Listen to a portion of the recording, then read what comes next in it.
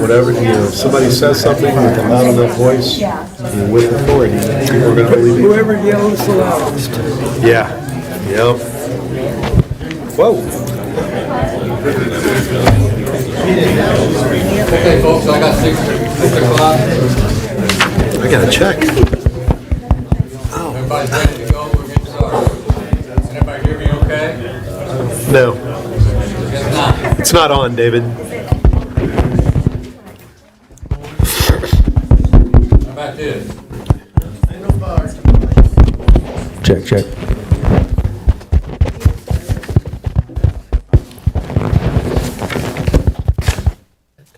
I think it's on. Okay.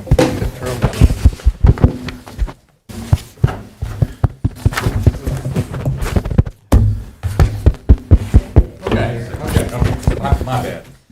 I'd like to call this January 6, 2026 meeting of the Henderson City County Planning Commission to order. I want to welcome everybody. Thank you for coming. We appreciate everybody's help. Madam Secretary, please call the roll. Thank you. David Dixon. Here. Kevin Richard. Here. Bobby Jarrett. Mac Arnold. Here. Dickie Johnson. Here. Gary Gibson. Here. Kevin Herron. Here. Gray Hodge. Here. Stacy Denton. Here. Just make it. Craig Boyette. Here. Heather Tays. Kurt Hamilton. Here. Very good. Do we have a quorum? We do. Thank you. Excellent. We have several public hearing items to start with here. I'll entertain a motion to go into public hearing. So moved. Second. Motion and a second. Any discussion? All in favor of entering public hearing, say yes. Yes. Any opposed? So we are in public hearing. I've had a request and would like to make a recommendation that we reorder the agenda slightly, to maybe smooth things out a little bit tonight. I'm going to recommend and ask for a motion to move items 4 and 5 forward to come after item number 2. So we would do the audit, we would do the right-of-way closure, the rezoning, and then the zoning text amendment discussion. Can I get a motion to make that change? Second. Motion and second. Any discussion? All in favor of approving that motion, say yes. Yes. Any opposed? Very good. First item of business is the December 2, 2025 minutes. I'll entertain a motion to approve as presented. So moved. Second. Motion and a second. Any discussion? All in favor of approving the minutes, say yes. Yes. Any opposed? Minutes approved. Thank you very much. The next item is our annual audit. I think we have the gentleman here to present this for us. Thank you, sir, for coming. Thank you. It's good to be perpendicular and present. I'll leave your name, sir. Malcolm Emil III, partner with ATA, Your address. 2004 Stepping Stone, 42420. And do you promise to tell the truth, the whole truth, and nothing but the truth? Yes, sir. Very good. Thank you.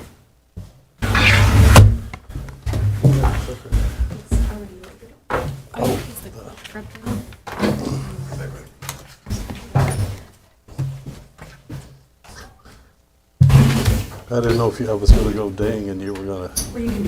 I think everybody has a copy, should have a hard copy of this.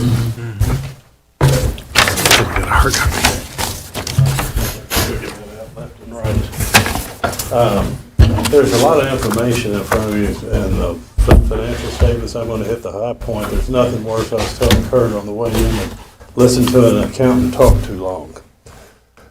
So what we do when we start out on the audit, we have to do a risk assessment on the planning commission. We have to look at not just the books, what's outside for the business of planning commission. We look at the regulatory, political, environment, economic, things that could have an extemporaneous impact on your financial statements. And then we do a risk assessment. We look at the control environment, which is basically the tone at the top. You all as board members, how well you monitor the financial aspects of the organization, and we look at the control activities, your policies and procedures. But the big thing we look at is monitoring, how well the financials are monitored. And we go through and document transactional processes and look at key steps in your system. We have flow charts and everything to document that. And then we, based on our risk, we determine our audit procedures. And from there, we go to the financial statements. If you look, this is your statement of net position, which is everything, which includes the fixed assets or your capital assets and all of your liabilities on the full accrual basis. And you can see that as of June 30th, 2025, you ended the year with $586,000 in assets.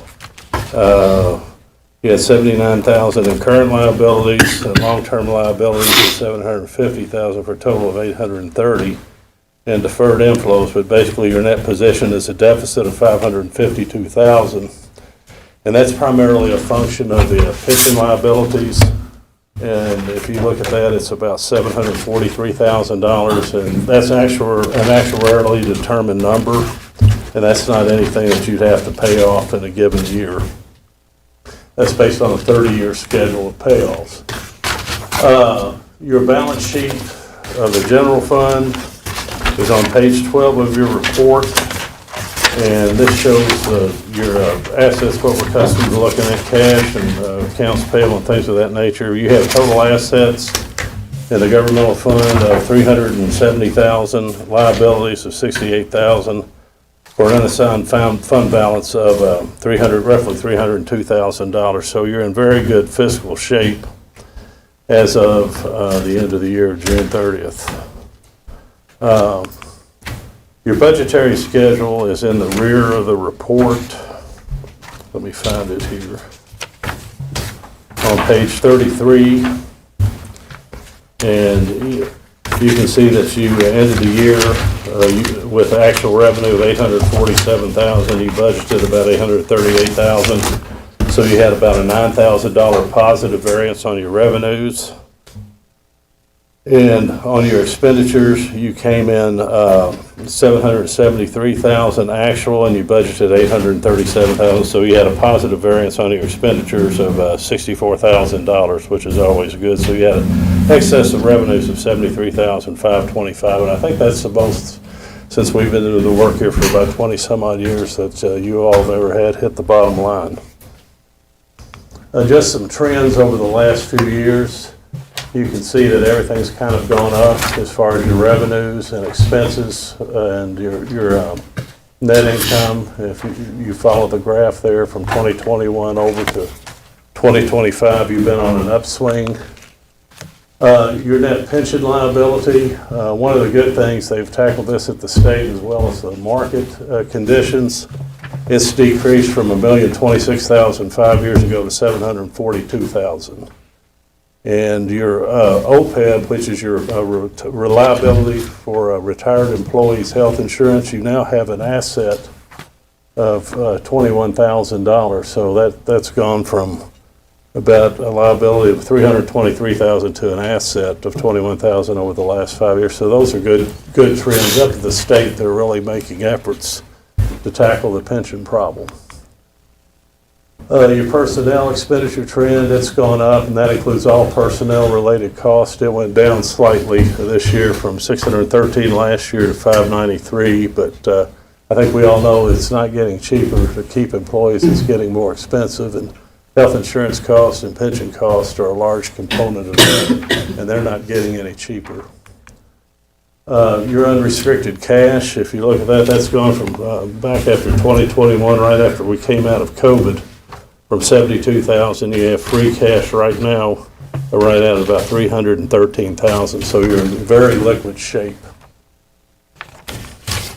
And you can look at your health insurance and retirement trend, what that's been costing. That's actually what you paid out in cash. So those are a large component of your budget. If you look at that, this year it was $96,000 just for health insurance and $76,000 for retirement. So fortunately the retirement's going down, but sadly the health insurance is going up. And I don't foresee health insurance going down anytime in the near future. Other things we're required to report to you what our responsibility was under our engagement letter is to do an audit under generally accepted auditing standards of the plan, scope, and timing, which we plan typically in the fall and present in December or January. If we had any significant audit findings, we have none. If we have no findings or recommendations, and if there was any new accounting principles, any unusual transactions, and key accounting estimates. The only key estimate in there is your pension liability, and that's an actuarially determined amount. There were no unadjusted amounts, and we had no difficulties performing the audit. And if we had any disagreements with management, we'd be required to bring those to the board's attention, and we had none. And we do need to report to you that a management representation letter is signed by Brian and Rhonda, stating that they responded truthfully to the best of their knowledge and belief to any of our inquiries. And if we consulted with any other CPA firms on any other matters where we needed a second opinion, we'd be required to report that to you, and there were none. So basically, to say everything, you're in good, solid financial shape. There's no shape, and there's no findings or recommendations. And other than that, if there's any questions, I'll be glad to entertain them. Does the commission have any questions for this gentleman regarding the audit? Anyone else here this evening have any questions regarding the audit or comment? I'm seeing none and hearing none. Thank you, sir. Yeah, thanks for your preparation. That was easy to. Thank you. That's a lot better than listening to me talk and read it. I assume we would need to vote to accept the audit. Is that the proper procedure here? Yes, sir. If there are no questions from anyone, I would entertain a motion to accept the audit as presented. So moved. Do we have a second? Second. We have a second. Any further discussion? All in favor of acceptance, say yes. Yes. Any opposed? Audit is accepted. Thank you very much, sir. Thank you all. We're moving on to what was once item number 4, the right-of-way closure request. Mr. Bishop, can you help us with this? Yes, sir. Right-of-way closure request submitted by Justin and Abby Johnson to close an unimproved public right-of-way being an alley between 216 Highland Drive and 220 Turner Avenue, containing approximately 3,051 total square feet.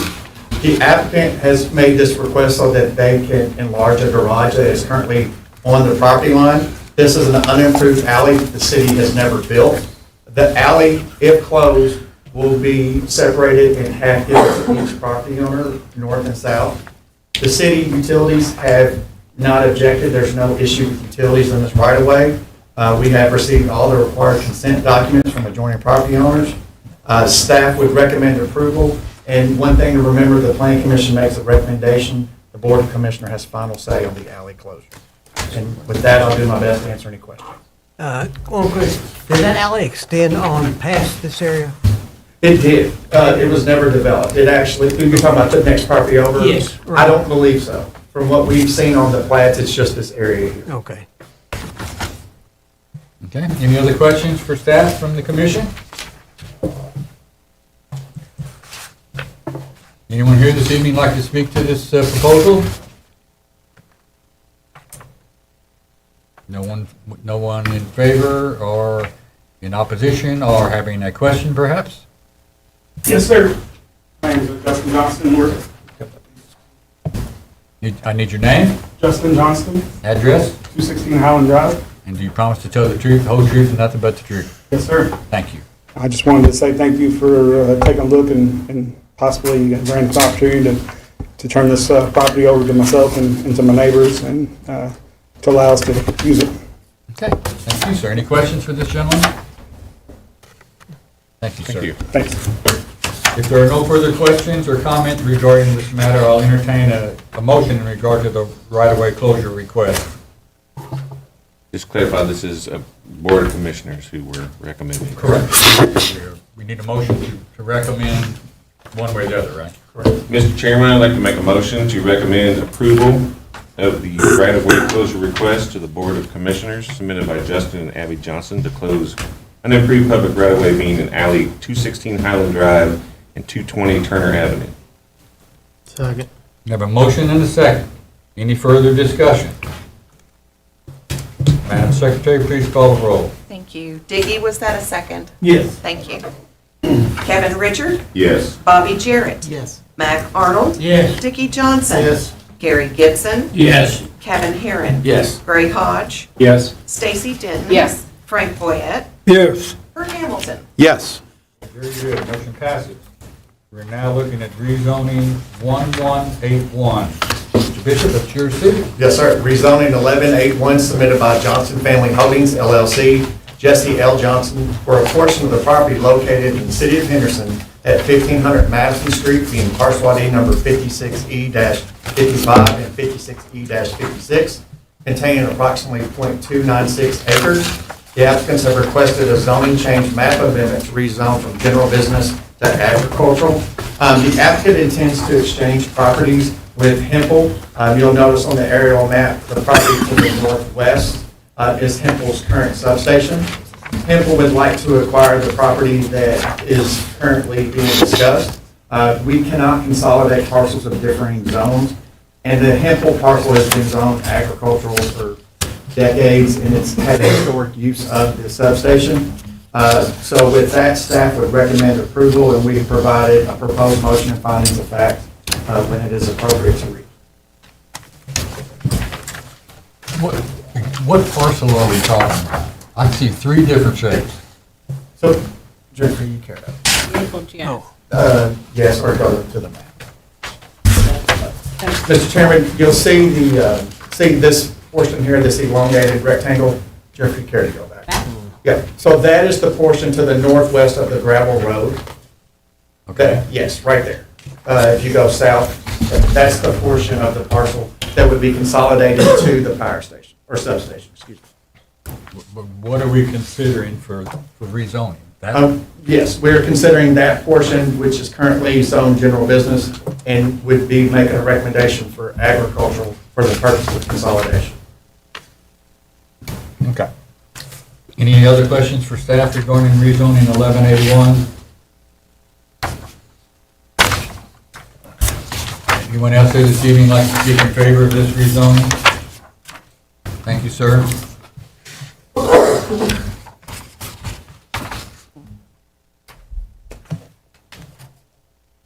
Your name, sir? Ben Johnston, 7732 Basket City Road. You promise to tell the truth, the whole truth, and nothing but the truth. Very good. Thank you, sir. I received a call a few months ago from Brad Bickett at Hempel. They have plans eventually to expand that substation. We've been working with them on some additional property off of Outer Fifth Street. So the conversation brought up, would we consider selling that to them ultimately in exchange for a piece of property on Fifth Street when it's all said and done. We want to continue to be good corporate neighbors and absolutely would encourage the approval of the agricultural rezoning so they could consolidate that into their needs for further electric. Okay, thank you. Any questions for this gentleman from the commission? So the issue is we have to get, in order to consolidate, we have to have matching zones. Correct. Okay. Yeah. Okay. Thank you, sir. Thanks for your consideration. Anybody else here this evening like to speak in favor of this proposal? Anyone here have questions about it? Perhaps a different opinion? I'm hearing none, I'm seeing none. Mr. Chairman, may I ask a quick question? Of course. On page 32, and I'm getting confused here, but it says proposed zone and land use plan, and it says city zoning a portion to city light industrial, but that's not what it says in the motion.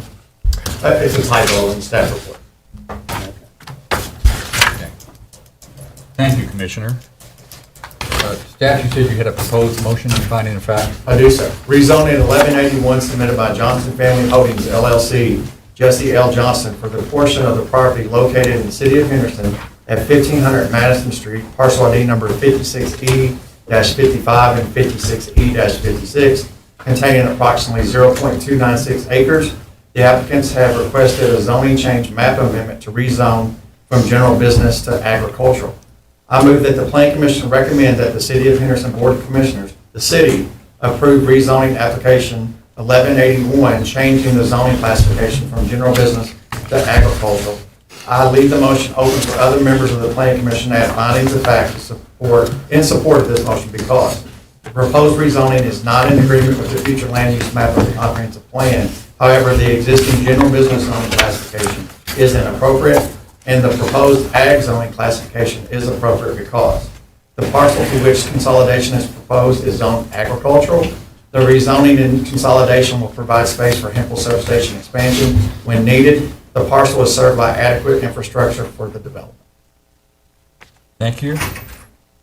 Any further discussion, questions, comment? If not, I'll entertain a motion in regard to rezoning 1181.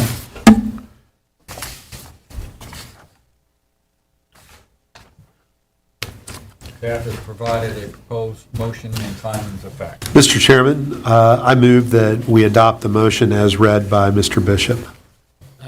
Second. We have a motion and a second. Any further discussion?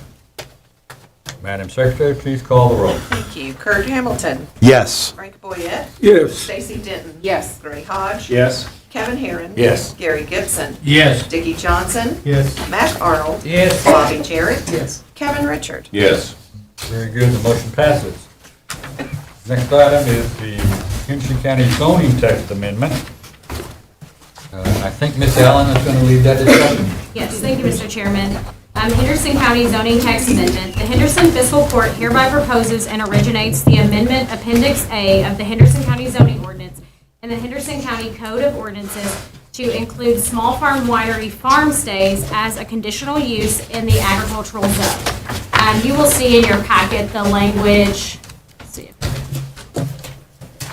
put up on here as well.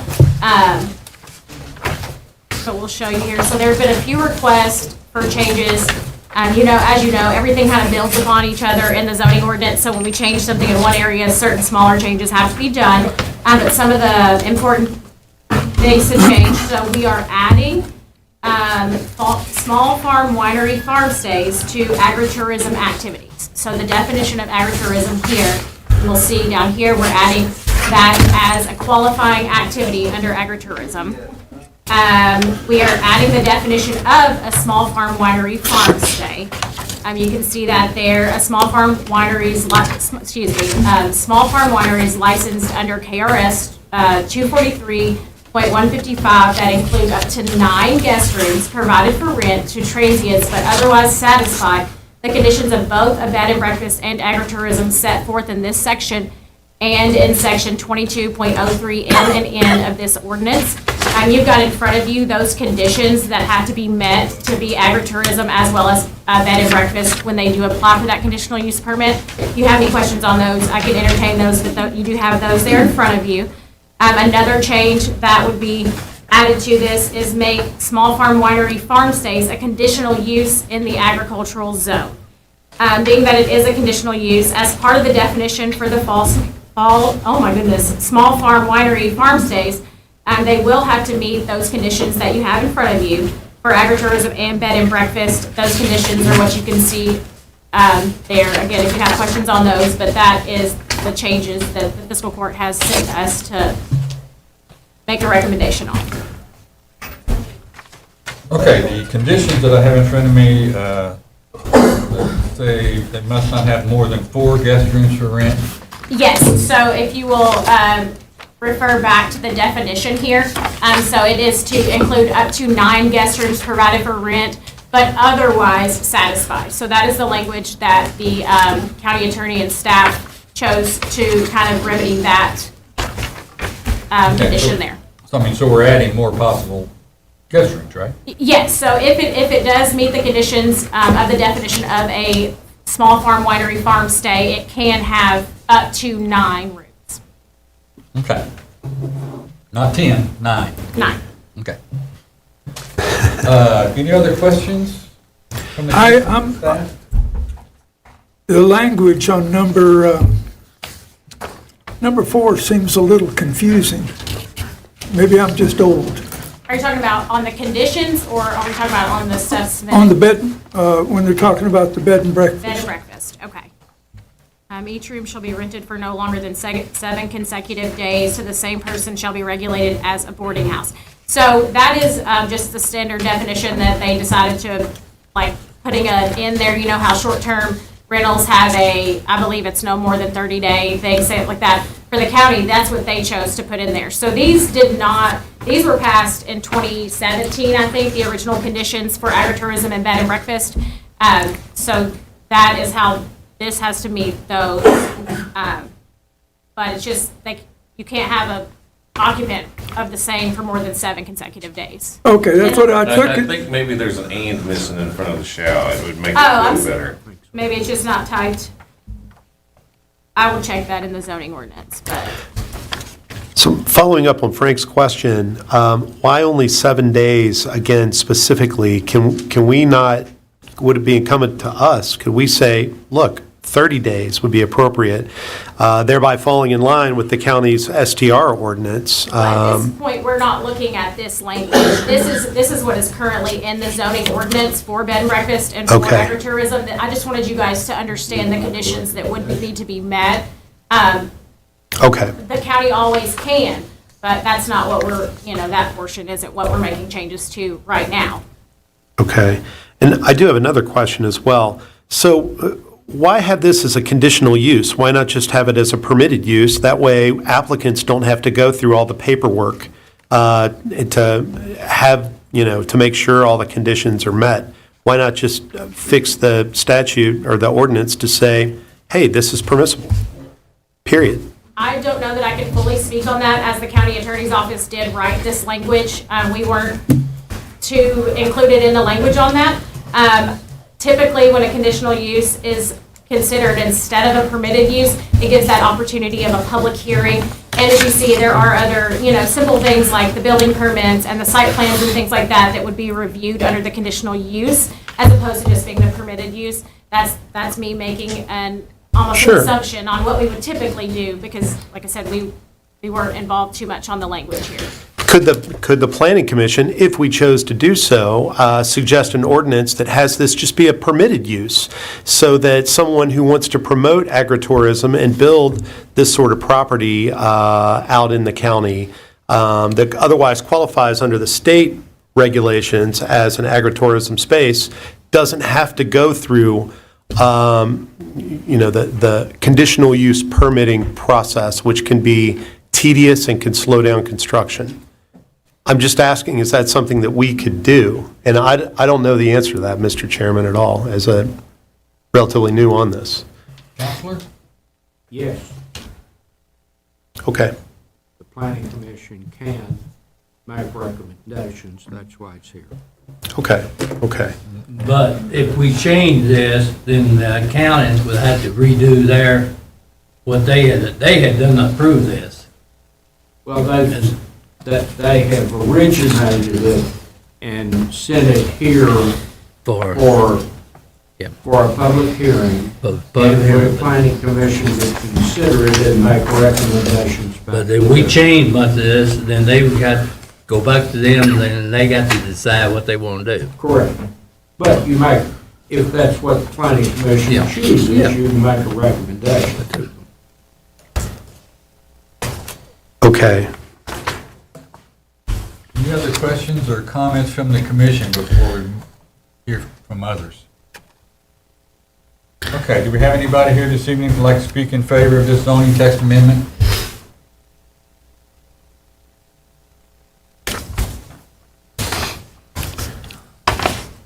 Hello, Hi. Can you give your name, my name is Abby Dixon, address, 733 North Main Street. and do you promise to tell the truth, the whole truth, and nothing but the truth? I do. Very good, thank you. Good evening, everyone. My name is Abby Dixon again, and I'm the Executive Director of the Henderson Tourist Commission. I'm here to support the proposed ordinance amendment.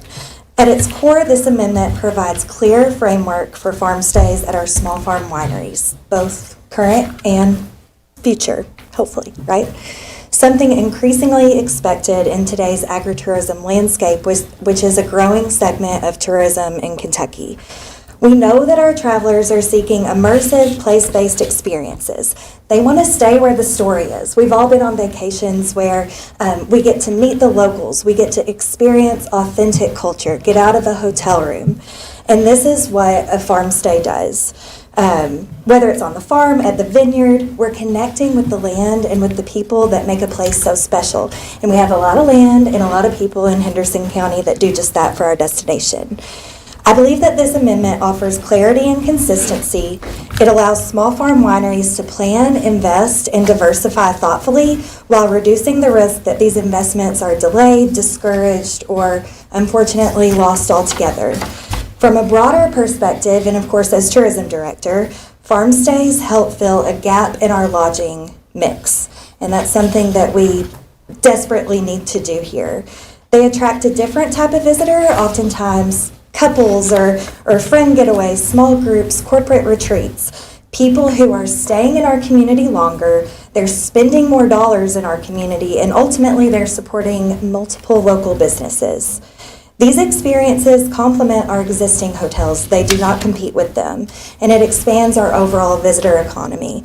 We have a $95 million visitor economy here in Henderson County, so I think it's really clear that this is a segment of our economy that we need to keep propping up and keep boosting so that we can continue to have a thriving community. I also appreciate that this amendment is forward-looking. It acknowledges how agritourism has evolved and continues to evolve. Ultimately, it supports our local entrepreneurs, again, both present and future. It strengthens our small businesses, and it aligns with our long-term economic development goals through tourism. So with all that being said, I respectfully encourage you all to recommend this ordinance for approval. Thank you all so much. Thank you. Any questions? Yeah, I have a question. Ms. Dixon, are you in favor of all the conditions that are placed on, like the question I just asked earlier, versus having an ordinance that permits this sort of use without people who are interested in investing in agritourism businesses like this having to come to the government to make sure all the conditions are met? Would you be in favor of a more liberal ordinance versus this one, which definitely changes the law but has conditions? I understand your point. And Just a question. Yes, your question. I agree that, again, as putting my tourism director hat on, the clearest and easiest path forward, in my opinion, is best. But I also understand that I'm one piece of the pie of our community. I'm definitely not an attorney, although I do like to play one sometimes. And I want to make sure that everyone that this affects feels comfortable as we move forward. I think to have a thriving tourism economy, we need our whole community to be on board. We can't just be welcoming to visitors whenever our residents don't feel comfortable, or if local governments don't feel comfortable in the path that we're taking. So I think that this is it is a clear path forward so that those small farm wineries who are interested in farm stays know exactly what the steps are, and they can take it from there. Good, Okay. thank you, ma'am. Other questions? Thank you very much. Yes, thank you. Anyone else here this evening like to speak in favor of this text amendment?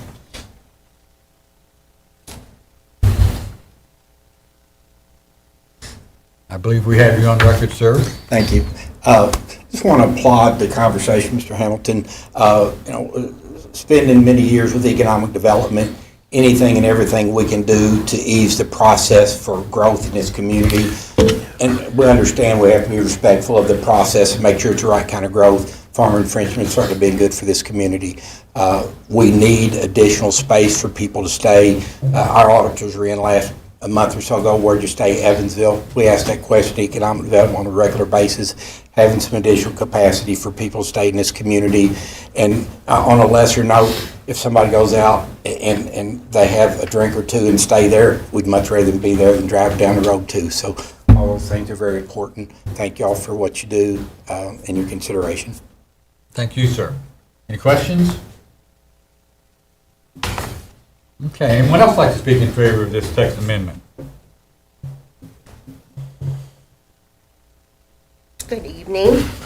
Clay Gillum, Director of the Chamber, 724 North Main Street. You promise to tell the truth, the whole truth, and nothing but the truth. I did. Very good.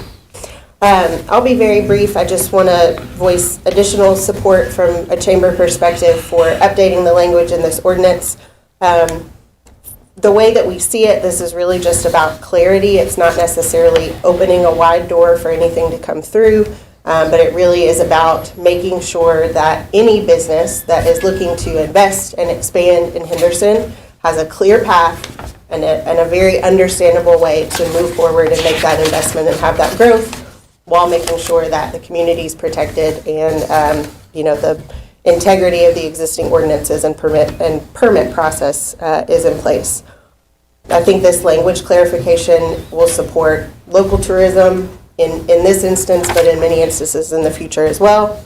It supports economic growth. It supports our agriculture businesses diversifying if they so choose, but still maintains a protective mechanism for the community as it relates to any future possible development. So just grateful to you all for taking some time to look at the language and thinking about how this allows our community to continue to grow.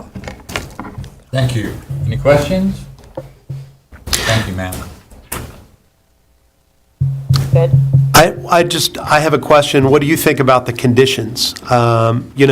Seriously, Same question. why have conditions? Why not just allow this to be permitted so that we don't have the reputation of not being business friendly when people want to come and develop property in our town? We set up things to do, and they apply and they build something, and we go from there.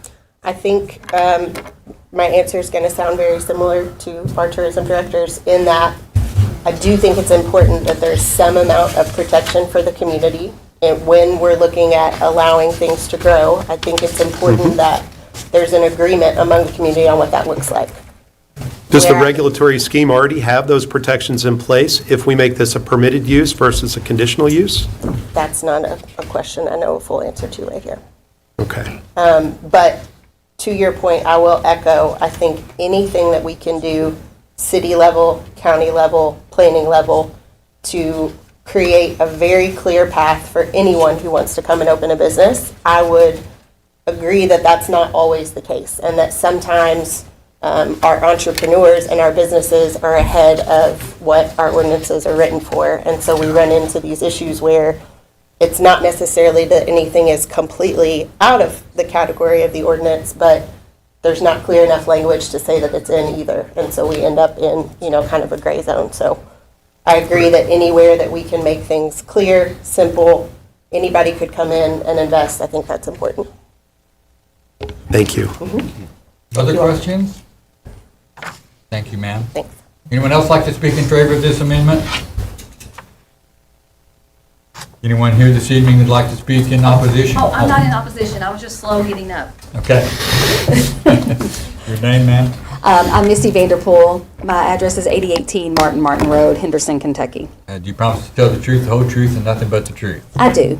Very good. I really can't add anything additional to what Abby and Clay have added, just that as Economic Development Director, we are in support of this change. It gives a clear path forward for future development. We've, over the last year, really taken a look at hotel and retail commercial development in Henderson and the community, and I think this fits that need. So just here to speak in favor of it and appreciate y'all taking that consideration.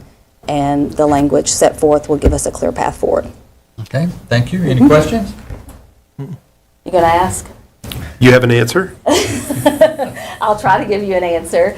I agree with what they have said. I also agree and appreciate your asking that question, because I do think any time that we can make that clear for development is very important. I do think in this one specifically, they already meet the criteria of a small farm winery, so I do think that there are some protection there as far as conditions, and they still would have to be a permitted use, so they still would have to get a permit. But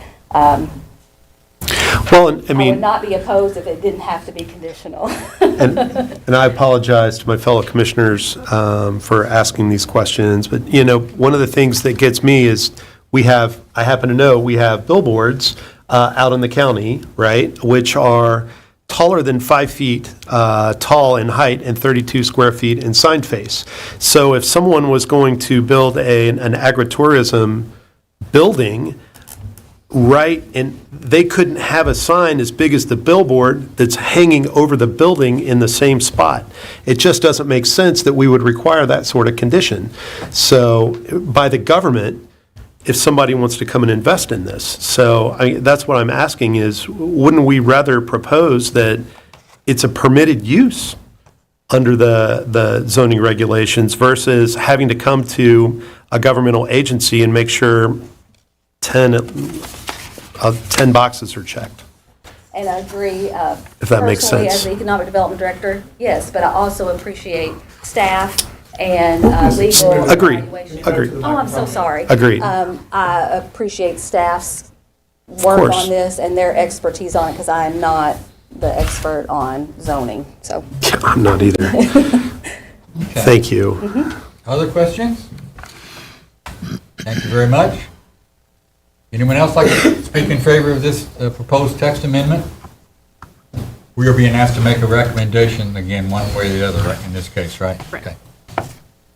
No one else wanting to speak in favor? Anybody here that has a different take on matters? Yes, ma'am. Hi. My name is Lisa Meyer. My address is 13341 State Route Highway 136 East. You promise to tell the truth, the whole truth, and nothing but the truth? Yes, always. Thank you. I am very adamantly opposed because it appears to me they're trying to run two different businesses on less than a 15-acre plot. Okay? I have property close by, and for instance, I inherited my parents' farm, which is 46 acres. Okay? But whenever I inherited it, the house had to be separate from the farm, even though it had been there since 1970, okay? So I am paying full taxes on the house, but I'm paying farm taxes on the farm, okay? So if you're going to approve something like this, I think it should apply to everyone. You know, a lot of people in Henderson are my age, and they've inherited their parents' farms and their properties and stuff. So here you have a bar and a winery and an eating establishment, and you have these hotel, basically, they're bed and breakfast. But, you know, you've got these 3 units, and then you've got this one that's going to be 2-story with 3 on each floor, okay? I don't see the correlation here. I mean, they're 2 separate businesses, even though they're going to be ran by the same person, okay? Whereas I have a farm and a house on it, but yet I pay 2 different tax rates for it. So, you know, my question is, why are they getting the break on the bed and breakfast, you know, as a agritourism? I mean, I could do that too. You know, I'm sure everybody wants to come to a farm in Niagara and see what goes on behind the scenes and take tours of the barns and stuff, but I just don't agree with that. Okay. Anything else, Pam? No. Any questions from the commission? Anyone else like to speak to this issue tonight?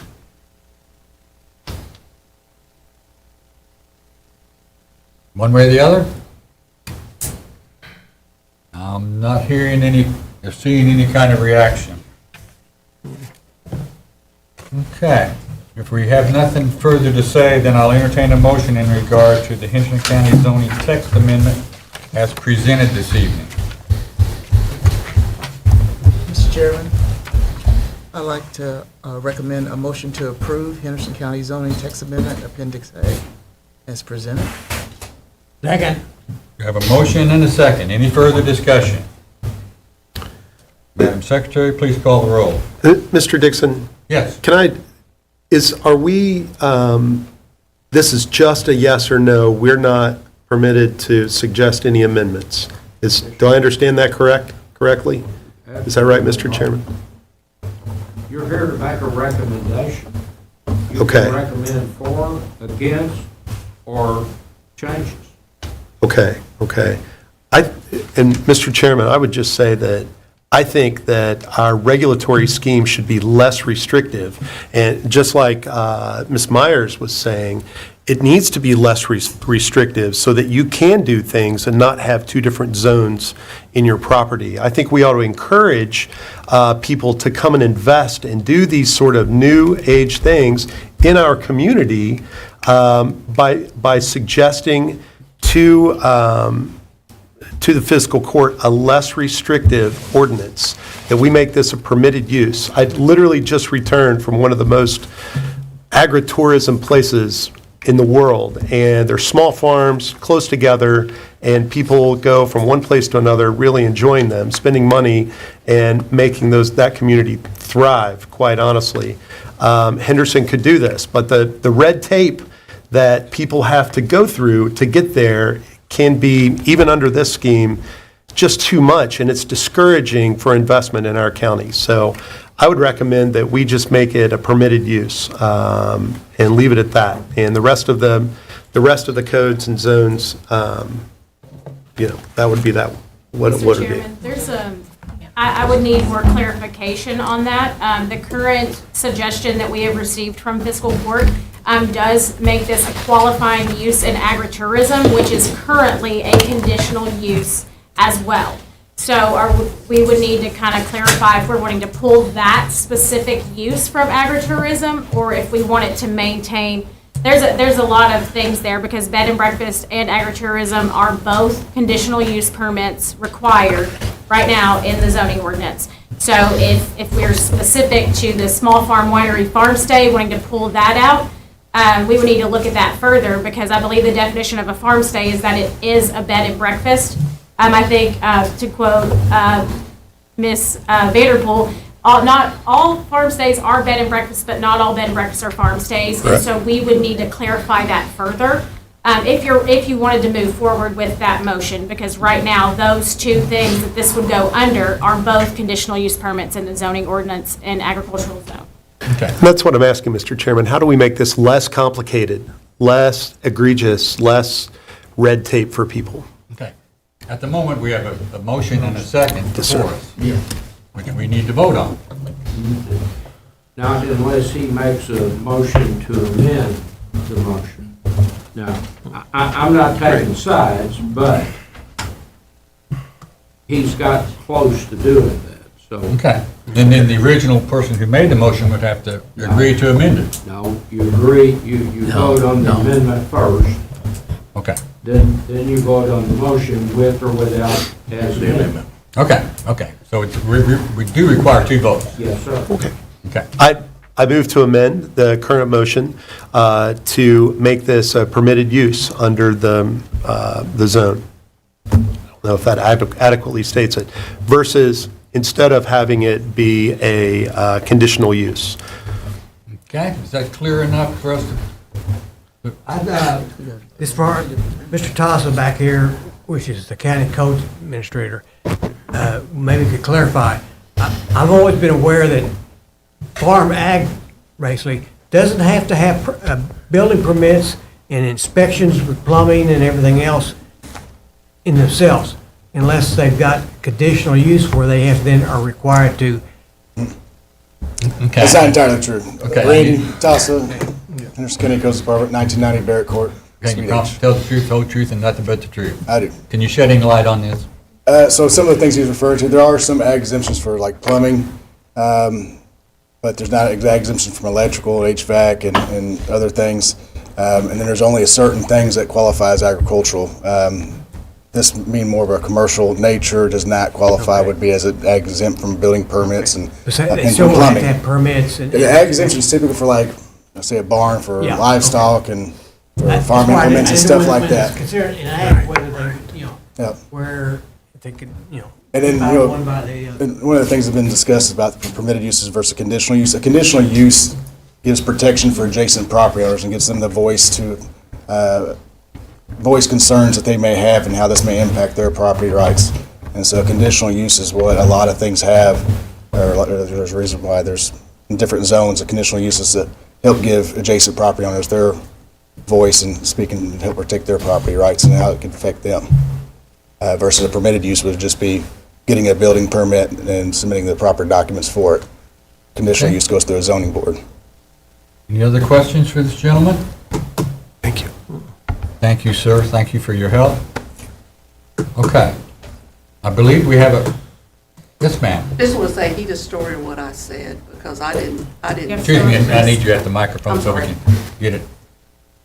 Mr. Hamilton actually distorted what I said, because I would, by the separation. What I said was, the bed and breakfast part should be under a regular business type, okay? And the bar and restaurant should be, under something else. It's really not agritourism, okay? I mean, this was all just kind of made up for them. And like I said, I have farms and I have houses on them, and they're actually zoned separate, so I have to pay higher taxes on the houses. So I don't see what the difference is. I have a farm and a house on it, okay? But only one person's going to be living there or staying there, and they're wanting to have the farm, and the farm's only 15 acres. It's less than 15 acres too, okay? Mine is 46 acres, and then I have another one that's 50, and then one that's like 35, okay? But they're all, I'm paying separate rates on the buildings on there than I'm paying for the actual farm. It's not all farmland. It's not considered all farmland because it has a house on it. So those are actually separated out in my tax assessment. Brian, can you answer that lady's question about Yes. the separation? I think what she is referring to, and I think it's important to note, we talk about this all the time, your zoning, your use for that is not the same as what you are taxed. So the PBA comes up with what title they put it under, whether it's agricultural, residential, things like that. That and zoning don't go together, if that makes sense. So just because you're zoned something, just because you're zoned ag, doesn't mean that you're going to be taxed at that ag. That is specific to the PBA. We have nothing to do with the Right, I whatever understand that, category but I'm they wanna paying go the under. higher tax on the house, on the farm, than what it was while my parents were alive. It's maybe, homestead exempts, things like that, but we don't have, zoning use doesn't have anything to do with what you're taxed, or any PBA is specific to that. We get those questions a lot, based on what it says on the PBA website versus what your actual zone is. Well, when they passed away, it all changed, okay, from what it had been. So I don't see what the difference is, whereas I have a farm and a rental, okay? And it can be agritourism, because I can rent it to people that are just coming in. And you are more than welcome Right. to apply for a conditional use permit as well, to do the agritourism and meet those conditions that are, anyone in the county that is in the ag There's a zone, fat chance that would be approved. you are allowed to apply for it. Again, that's a fat chance, we all know that, so why waste my time? But, they're going to basically be operating two separate businesses here. They're going to have an overnight stay, and they're going to have a restaurant bar. So the two aren't the same, and I just think they should be taxed differently. Thank you. Thank you, ma'am. Well, what we doing right here, we get recommending to the county what they should do. And the county done dug into it, and we are looking at the business already there. They've been there for a long time, and they had hotels room out there for a long time. Yeah, we know that one. No, the county is trying to get something straightened on paper, and if we dig in this 2 months, then they might throw their paperwork away and begin all over again. No, we could try to make that business the correct way, that the business is already there. They done went through all the paperwork, about 10 years ago to become a business. And we don't need to. That's a whole different story. I know it, but, That's not all above board. but, Okay. I think we have a motion to amend the original motion on the floor. Do we not? Yes. Yes, right now, all we do is, we have a motion to amend. Is there a second to that amendment? Can I ask a quick question? Of course. So are we recommending to the county commission that they revise what they propose, and then it'll come back to us at another meeting not as a special condition, but as a permitted use, not as a special use, but as a permitted use? Is that what we're- If the amendment to the motion passes, yes. Okay, so no zoning is changed as a result, or it'll go back to the county commission, and they can either decide to stick with what they have, or they can decide to make it a permitted use. Correct. Okay. They can decide to. You're only making, the planning commission is only making a recommendation. I'll second the amendment. Okay, so we now have a motion and a second to amend. Conditional use first. Can I ask a question? Okay. Your name, please? My name is Shannon Hill, 16751 Bluff City Road. So my question is, Do you promise to tell the truth, the whole I- truth, and nothing but the truth? I do, sir. Counselor, is this, are we okay with this? It's your prerogative. Okay, go ahead, ma'am. Well, I guess the audience was not prepared for this amendment. We were just thinking it was going to be what fiscal court had set forth for planning commission to vote on. So my question is, what Mr. Hamilton has proposed, does that affect all bed and breakfast? Or just farm stay bed and breakfast? What does your motion include, Commissioner? Well, if you, on the proposal, there are, it's proposed as a conditional use permit, okay, that someone who wants to come and have this sort of business would have to go through all the paperwork and check all these boxes. My proposal is that it becomes a permitted use on Ms. Meyer's property, on your property, or anyone that has this. So that was my motion, as I understood it. So how does it affect Oh. bed and breakfasts that are already? Counselor, can you help, please? Your motion to amend has to be limited to farm stay, because that's all Correct. we're dealing with. Correct. And that answers her question. Yeah. Correct. That's, I was asking, was it bed and breakfast in general or only farm stay bed and breakfast? Sorry.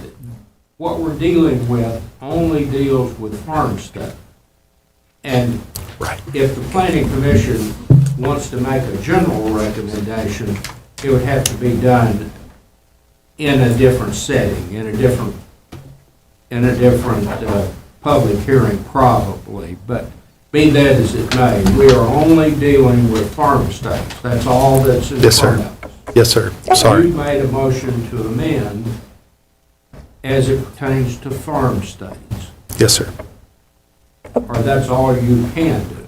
Correct. Sorry. Okay, no, that's fine, that answers my question. I didn't know if it was farm stay only bed and breakfast or bed and breakfast in general. So that was Okay. it. Thank you. Thank you, ma'am. So we do have a motion and a second. One more thing.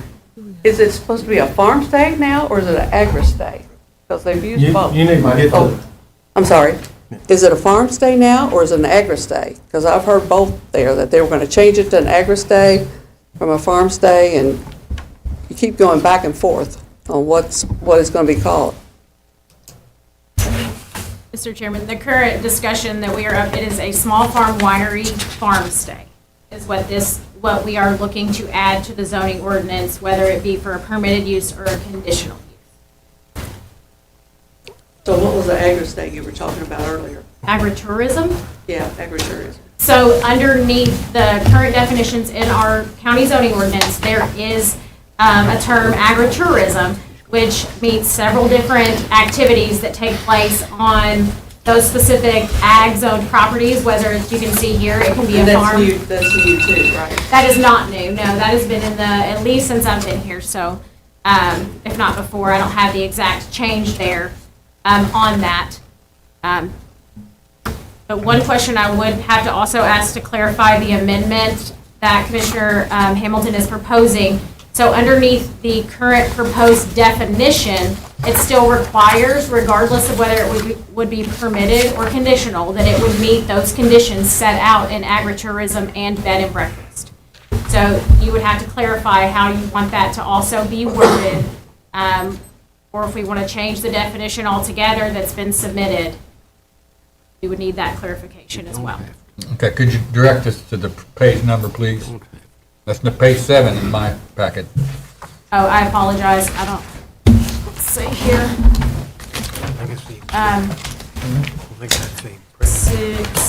Page 7, yes. Says, it just, the definition that the county did send over to us does include that, and if you don't want to change that definition, of course, that is perfectly fine. But my understanding of what you're describing here is that you don't want there to be those conditions, and the current definition as presented from fiscal court does require those conditions set out as it says there in that. Okay, can we make this, Sorry. yes, ma'am. Shannon Henson Hill again. So the one piece of information that I heard from Mr. Tassa was that the conditional use permit, the reason that was to help protect the adjoining or the property owners around the business. So what's in place or what would be there to protect those property owners? If it's just an automatic permitted and they don't have to go through conditional use permit? And does Mr. Tassa, is he in favor? Can we ask him, would he be in favor of that permitted? Or would he prefer for accountability, for protection, of everyone, that it has to go through conditional use? Okay, we'll give it a try. Okay, thanks. Mr. Tasso, would you like to address this?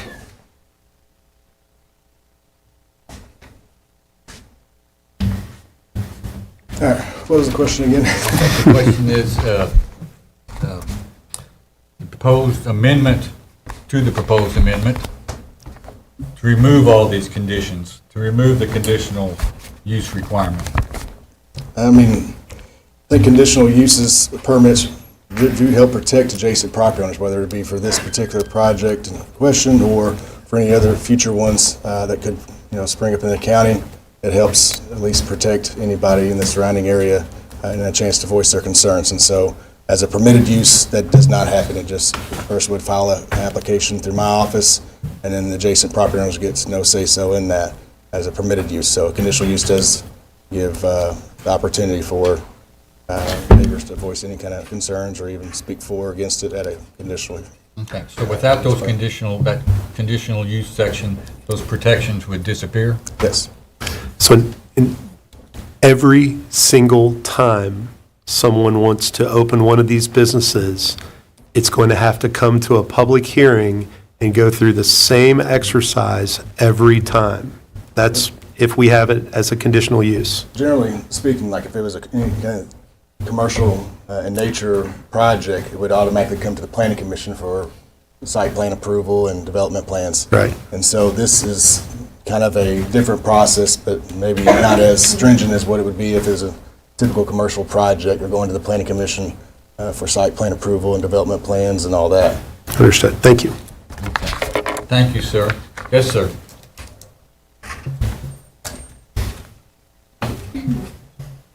If I may ask one consideration, Mr. Hamilton, they've been waiting a long time to get this project done. Yes, sir. If this amendment caused it to go this way, come back and that way, and delays another few months, is it consideration that could be done in a separate issue and go ahead and get this where they can move forward with their project? Thank you. Thank you. Any other questions or comments? Do we have a specific enough amendment in order to vote on this? Not now, that he said. Not now what Mr. Johnson said. He wants to address a particular reason why we're here. Mr. Hamilton wants to address future concerns. So how do we separate three parts of the program now? I'm trying to get to a point where we can vote on the proposed amendment. You can vote on it. You don't want to address Mr. Johnston's concern about? No, I agree, but, Well, let's go ahead and vote then. How about that? Yeah, I'll call for the question. Okay. So the amendment before us is to remove this type of project as a conditional use. Okay? Madam Secretary, please call the roll. Clarification about, Excuse me? does that mean they'll have to come back again? no, if his amendment doesn't pass, then we go back to the original. But if it did pass, are they allowed to go on now, or does it end up being a process where we have to wait another month for that part? If it don't That's pass, what- do the county got that's to hold what another hearing themselves? Who are you addressing? I'm looking at you.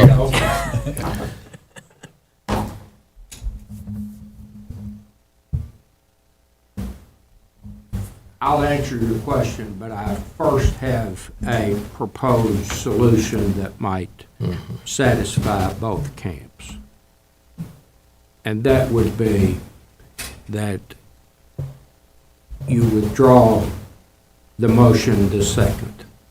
You make a motion that this ordinance pass as presented, but that fiscal court consider further amendments to the ordinance that would make it a permitted use and not a conditional use. Now, do you want me to answer the question specifically? Yes. If you pass the amendment as made, the fiscal court can recognize that you made a recommendation, but they can go ahead and pass the ordinance as it is if they choose.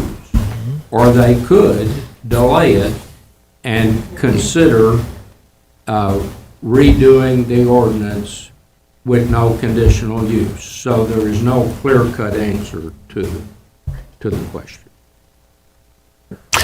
And I'm thinking, like Mr. Heron, I'm thinking as in terms of policy. I mean, and I know there are applicants here that want this to happen today, but in terms of policy, the second person comes to town, the third person comes to town, and they have to deal with all the conditional use. As a matter of policy, I think it ought to be a permitted use, and that was the purpose of my motion. But if it's going to go through a whole bunch more circles, just like you were saying, then I'm happy to amend. Well, that's what you're trying to mitigate in the first place, right? Correct. That's absolutely right. It's too complicated. Right. It's far too complicated. Right, and it shouldn't be. It shouldn't be this complicated for people to do business in our county. I agree. What is the status of the motion to amend? I would like to withdraw my motion and ask I'm going to withdraw my motion, but I would like to encourage, I'm sorry. Withdraw your motion first. Okay, I withdraw the motion. Second, if he's in agreement, then if you have a new motion, make it. Okay. Go. I can't remember what you said before, Mr. Friday, but that's what he said earlier is what I want to do. Okay, so you've withdrawn the motion. Is the second withdrawn? Yes. Are there any further motions? So if we vote on the motion, I'm hearing no further motions You to want me to amend. answer his question? I mean, this is his opportunity to propose another amendment, correct? Correct. I move that we, And he asked what I said might Right. be a solution. right. The solution that he recommended is that we recommend to I the, recommended it. I was saying that there might be a possibility. I'm not taking sides. no, I understand that. Fiscal I court am. has, Okay, fiscal, here it is. You would make a motion to amend that would say you recommend that fiscal court pass this ordinance as it was presented to us, but that they consider amending the ordinance going forward to make it a permitted use and not a conditional use. In other words, you don't have to, it's permitted with all of the stipulations that go with anything in the zoning ordinance, but you don't have to go to the Board of Zoning Adjustments to get a conditional use permit. Correct. And if I could adopt his previous statement when we read the transcript, that's what I want to do. Move to amend that the fiscal court, pass as presented, but consider making this a permitted use versus a conditional use. Okay, all we're asking fiscal court to do is consider. Consider. That's all you. Correct. Right. And I apologize for the confusion and the time this has taken. But we're actually voting on conditional use, right? Yes. Yes. Well. No, we're voting on a recommendation. Well, you first have to vote on his Yeah, amendment. then we got a But motion his on the board, second. His amendment is Go by what recommending on the paper. that this ordinance be passed as it is, but that fiscal court consider amending the ordinance going forward in the future, not this will stand until it's amended, if it ever is, to drop the conditional use. Okay, so is that? That's his motion. Yeah. Correct. Not my position. But before we go any further, let me ask you a question. Now, fiscal court asked us to do something, all right? Yeah. And I understand. And here's what they asked you to do. Go ahead. They initiated the change. Okay? Okay. All right, we can initiate the change also. Correct. So if we pass what they're recommending, then he makes a motion that we initiate a change to this zoning reg and go forward. You're right. I mean, that would be the simplest way of doing it, instead of sitting here and. Simple's people good. I agree. Not understanding what you're wanting to try to accomplish. Okay. Thank you, Mr. Johnson. Okay, I think I'm gonna, I totally agree with you. Yeah. Just withdraw your. so now I'm There's a waiting for reason the, I did it, I said it the way I did, but Understood. I'll take all that back and you can withdraw your motion and your amendment, motion to amend. As recommended, I withdraw the motion and the motion to amend. was there a second? I don't think we got Okay, that. we do not have a second. Okay. So, I guess we're looking for a new motion. Well, we still We have. already got a The motion. recommendation, that Bobby Jarrett made a recommendation to fiscal court Okay, thank you. To approve. I misspoke. to approve. Motion to recommend to the fiscal court that they adopt this amendment. We do have a second to that? Yes. Okay. Madam Secretary, please call the roll. Okay, just to verify, before I call the roll, Bobby Jarrett made the motion, Mac Arnold seconded the motion to recommend to fiscal court approval, correct? Correct. Thank you. Kevin Richard? Yes. Bobby Jarrett? Yes. Mac Arnold? Yes. Dickie Johnson? Yes. Gary Gibson? Yes. Kevin Herron? Yes. Gray Hodge? Yes. Stacy Denton? Yes. Frank Boyette? Yes. Kirk Hamilton? Yes. Very good, the motion passes. Do we have another motion that might want to be made in this regard somehow? Yes, Mr. Commissioner, I move that we recommend to the fiscal court that this farm, a small farm winery, farm stay, and farm stays in general be permitted uses versus conditional uses under our zoning ordinances. Second. Mr. Chairman, Yes. in a way, that motion would contradict some things that currently exist in the zoning ordinance. So making that Right. motion is perfectly fine, but it would need to also include reviewing, other parts of the zoning ordinance that this would currently be in conflict of. For, like I discussed, that agritourism as well as bed and breakfast are conditional use permits. This falls underneath those. So it would trigger more than, it would need to trigger more of a review than just simply moving farm stay to that if we want to stay in, not have contradicting parts of our zoning ordinance. So I understand the request, but it would take a little bit more than just doing that if you want to Okay. include that as well. What exactly was the motion again? Are we asking fiscal court to consider something or to do something? To consider making rather than having this issue be a conditional use, making it a permitted use under our zoning regulations, under our zoning ordinances. I would think that as part of that consideration, they could look Just into wanted the it in the various transcript. angles. They're gonna have to look at everything. Yes. Okay. So. It needs to we be have that motion simplified. That ask the fiscal court to consider. We have a second in place for that. Second. Any further discussion? Okay. Madam Secretary, please call the roll. Kevin Richard. No. Bobby Jarrett. No. Mac Arnold.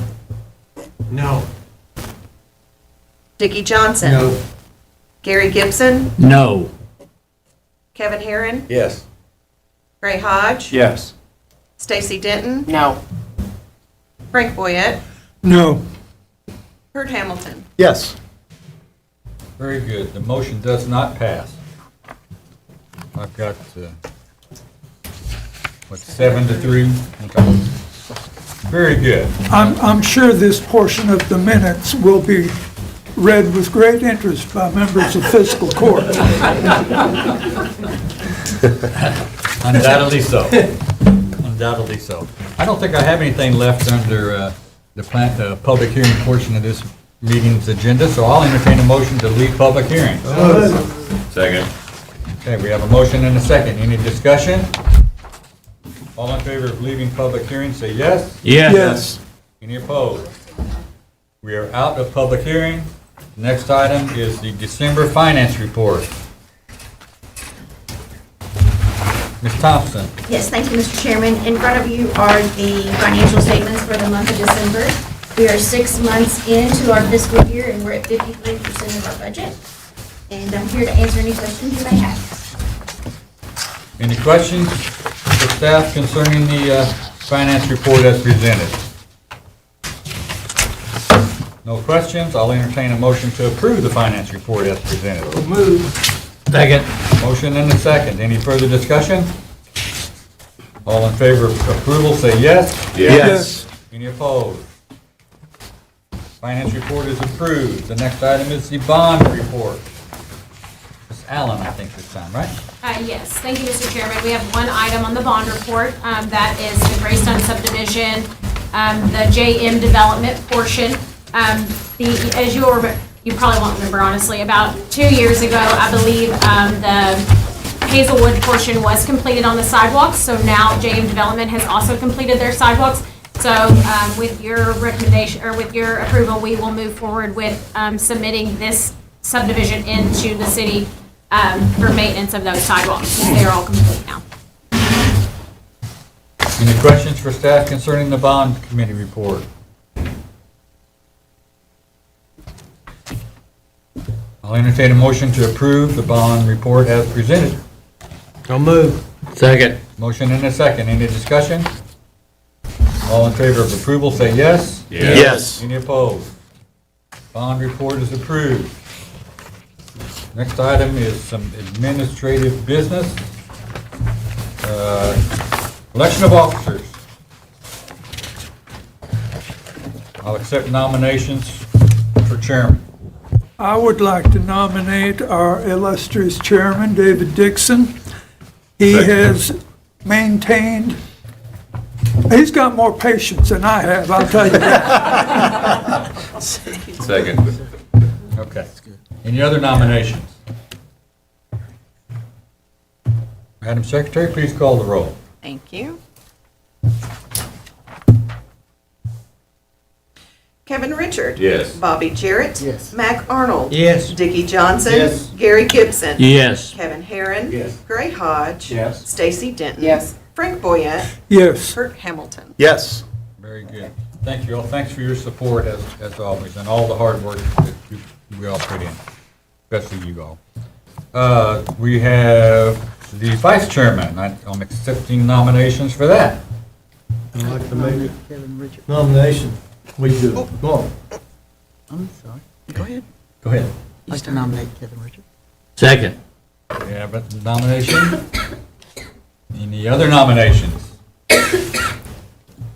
Madam Secretary, please call the roll. Thank you. Kurt Hamilton. Yes. Frank Boyette. Yes. Stacy Denton. Yes. Gray Hodge. Yes. Kevin Herron. Yes. Gary Gibson. Yes. Dickie Johnson. Yes. Mac Arnold. Yes. Bobby Jarrett. Yes. Kevin Richard. Yes. Okay, thank you. Thank you all for your support. Enjoy working with the team here. Thank you for taking it. Yes, thank you for your service. And we need a nomination for treasurer. Mr. Chairman, I'd like to nominate Bobby Jarrett. Second. We have a nomination. Any other nominations? Madam Secretary, please call the roll. I'm sorry. Kevin Richard. Yes. Bobby Jarrett. Yes. Mac Arnold. Yes. Dickie Johnson. Gary Gibson. Yes. Kevin Herron. Yes. Gray Hodge. Yes. Stacy Denton. Yes. Frank Boya. Yes. Kurt Hamilton. Yes. Very good. Thank you, Bobby, for all that you do for us. Thank you, guys. I appreciate it. Thank you. Next item is appointment of committees, and I think, was there a handout considered with that? I made one out for you. Okay. I believe this is our I didn't current see one. standing committees.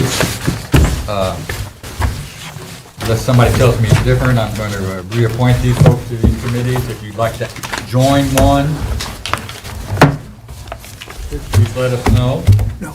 I think there's been some interest indicated in the Land Development Committee. Any questions about this? Let staff know if you'd like to know when these committees meet, and we can go forward from there. Thank you. The next item is other business. Commission have any other business they'd like to bring forward? I would like to remind the members that you have an educational form in front of you. If you have, will you please sign that and return that to me before you leave the meeting? Gray, I don't believe you have one for this one. Yeah, we got a hand. Commission have any other? We have a question out here, I think, I see David. that, I'm asking the commission. Oh, okay. Does the staff have anything they'd like to bring forward? No, sir. Does anyone else here this evening have something they'd like to bring forward? Please, sir. I feel like I'm grossly out of time here, so thank you for allowing me to approach. I've got it right. Steve Rain, Okay, address? 13430 Middle Delaware Road in Henderson. I promise I'll tell you the truth. Okay, thank you. I've got a big ask. I came a couple of meetings ago and presented some data on the adverse mental health effects of industrial wind turbines. Since then, I've put together a 90-question stress questionnaire that I would like to administer in Henderson County. I would like to get y'all some homegrown data that does not include data from other cities or other states or at other times, but this would be data that would come over the next 6 months. Now, that puts us in a bit of a predicament because if you would allow me to do this, it'll take about 6 months of data collection and then about a month or so to summarize. But the adverse health effects public hearing for these issues is scheduled for March. And so what I'm very humbly asking you to consider, if it's possible, is to switch the adverse health effects meeting with another meeting later in the fall so that I would have time to potentially gather some clinical data that would give you some indicators of the stress level of Henderson County residents as it pertains to BESS, to solar panel farms, and to industrial wind turbines. And so I'm not asking for a postponement of any kind. I don't want a delay of any kind. Honestly, I'm itching to start writing some ordinances if we can get there. But in terms of the discussion for the mental health information that I would plan on speaking to, I would ask that you consider flip-flopping the adverse health effect meeting, which is again scheduled in March, with another meeting that would be scheduled for later in the year. Okay, according to this working schedule that we discussed, schedule of these public hearings, I've got health and annoyance impact review on May 20. Is that correct? Mr. Bishop? I'm getting to that now, sir. The March hearing has to do with noise, vibration, and shadow flicker. I would be able to contribute some to that meeting as well. I apologize that I don't have the dates in front of me. The documents that I have don't contain those dates, so I may have misspoken, but even if it is May, particularly that one, I would ask it to be moved back. The infrasound and shadow flicker are minor points in my bigger presentation on the adverse mental health effects. So I could address those here in the next couple of months. That would be that wouldn't be affected as much by the data. Might be some overlap there, but this would be better presented in the fall than it would be in the spring. I feel like it would be more appropriate. Yeah, I'm interested in what you're saying and what you're trying to accomplish. Now, I know we got some solar panels out in the Roberts area. How are you going to collect data on people from Henderson County on gas or windmills when we don't have any?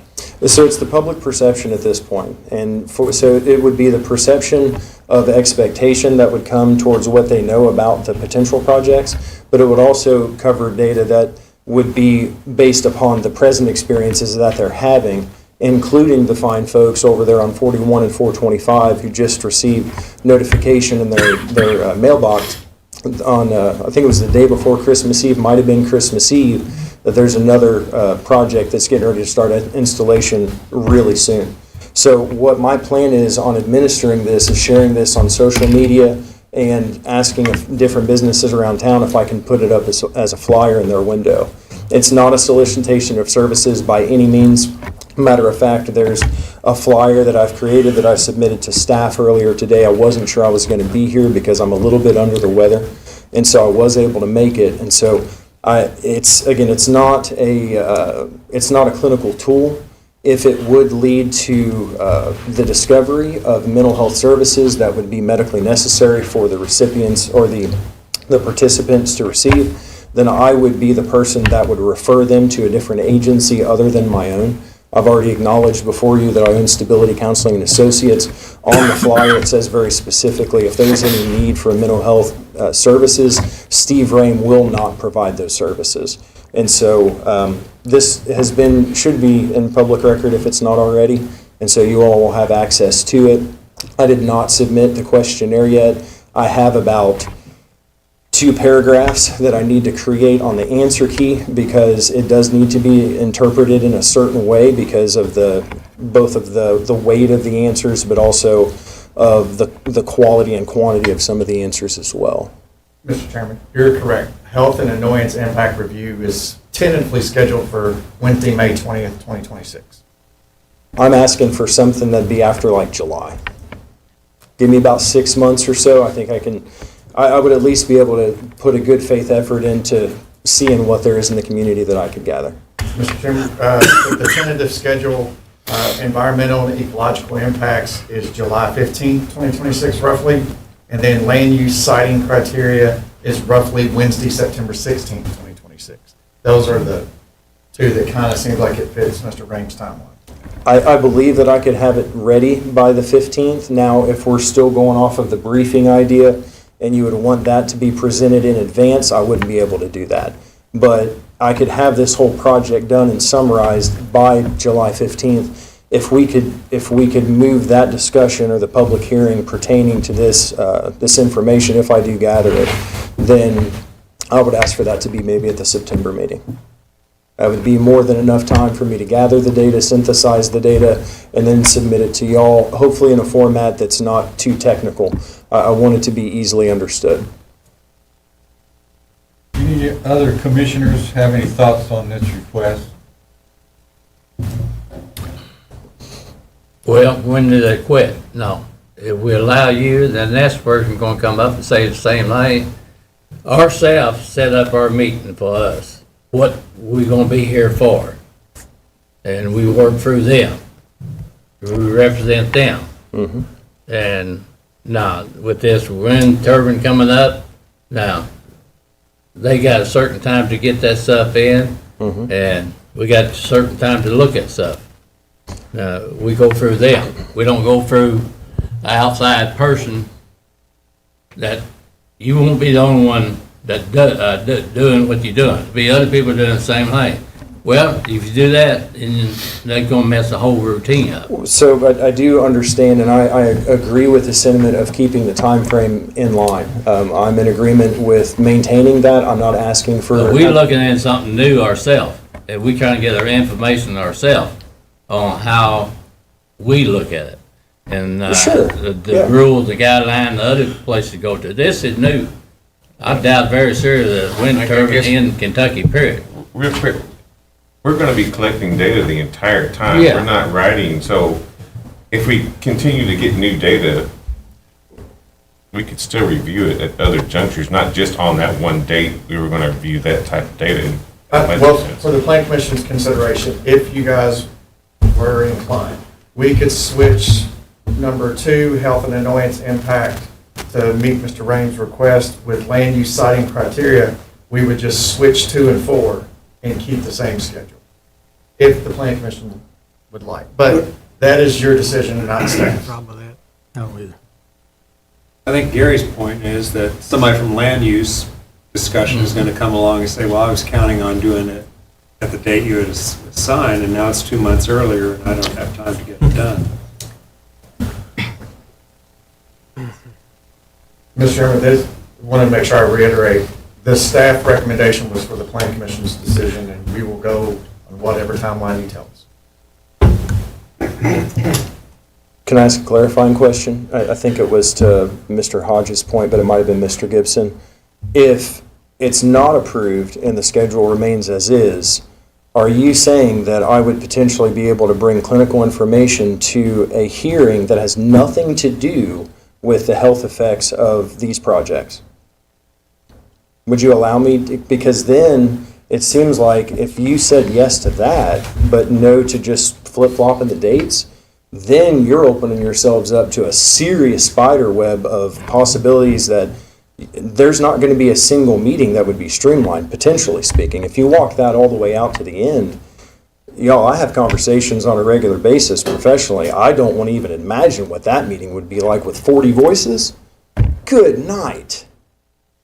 It would be completely irrational. I mean, there's no reason to think that there would be any order.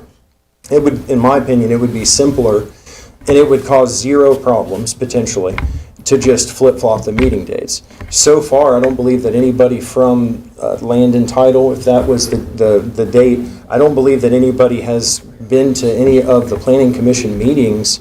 At least I know that they haven't been to any that I've been to where they gave any kind of presentation or any kind of discourse with y'all. And so I've been to several meetings. I can assure you that no one else is going to bring clinical data to the table that would be fresh from Henderson. And honestly, the way that I look at it, and I'm very biased, is there's no better data than data right now. There's no better data than the data that we can get from the citizens of Henderson County, which is why all the people behind me come to your meetings on Tuesdays. We're here to protect people and to protect land. I'm here clinically with a ethical mandate to advocate when I see the potential for harm, and I stand before you publicly and I advocate, please let me present at a later date. Mr. Chairman, item 4, the land use siting criteria, from a staff's perspective, I think that would be something that we would largely be involved in. There wouldn't be the necessity of outside testimony there because we already have probably the most intricate knowledge of zoning and how that affects Henderson County. From a staff standpoint, if agreeable, switching 2 and 4 is not an issue. I feel like when the schedule was first presented to us, to the commission, as far as the dates for those meetings on the wind turbines, it was stated that it had potential to change. And I feel like this is a valid reason to change that. It's been presented to us professionally and it has good, it has good weight. I strive for validity. I agree 100%.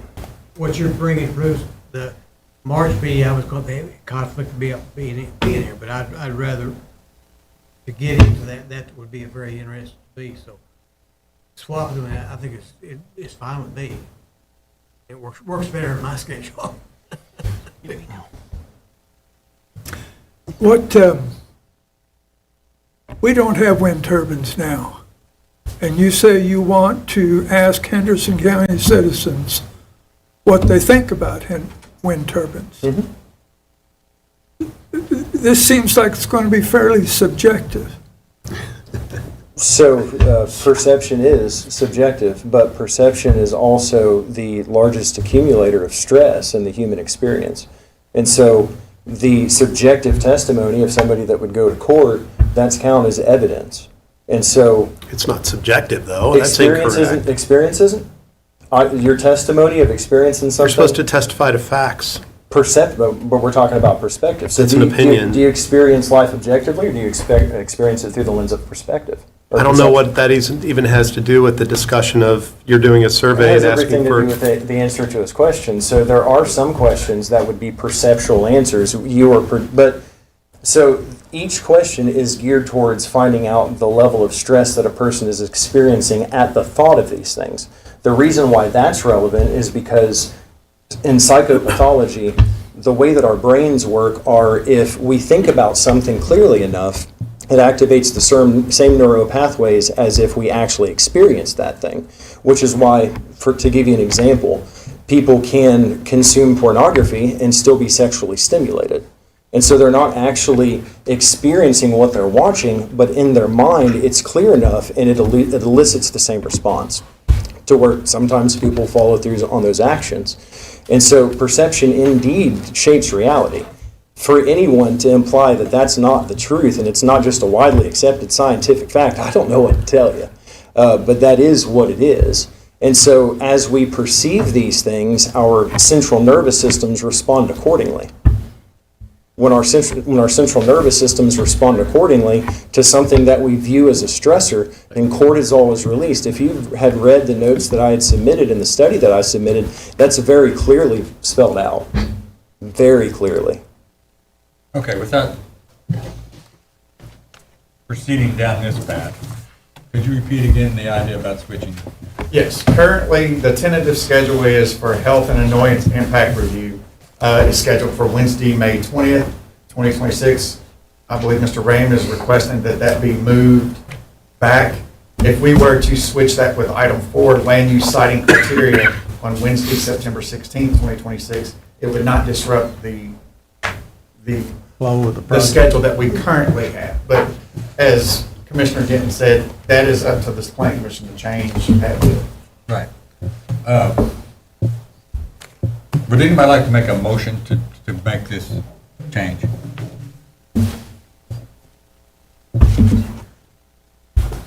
I suppose I will.